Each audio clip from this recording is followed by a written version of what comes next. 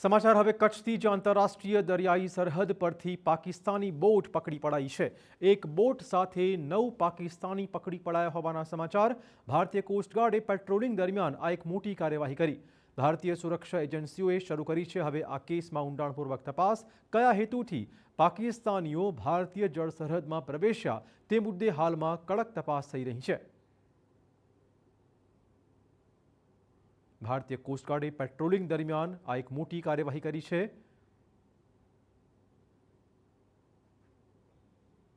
કયા હેતુથી પાકિસ્તાનીઓ અહીંયા આવ્યા હશે તેની પણ તપાસ। આંતરરાષ્ટ્રીય દરિયાઈ સરહદ પરથી પાકિસ્તાની બોટ પકડી પડાઈ છે। વધુ વાત કરવા જોડાશે અમારા સંવાદદાતા નીતિન। નીતિન, શું વધુ વિગતો છે? જી, જે કચ્છમાં આંતરરાષ્ટ્રીય દરિયાઈ સીમા પરથી એક પાકિસ્તાની બોટ ઝડપાઈ છે। ઇન્ડિયન કોસ્ટગાર્ડે પેટ્રોલિંગ દરમિયાન જે છે તે કાર્યવાહી કરી છે।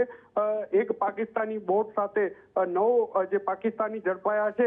કચ્છના દરિયાઈ સીમામાં સુરક્ષા એજન્સીઓએ જે છે તે હાલ વધુ સતર્ક બનીને સર્ચ ઓપરેશન હાથ ધર્યો છે।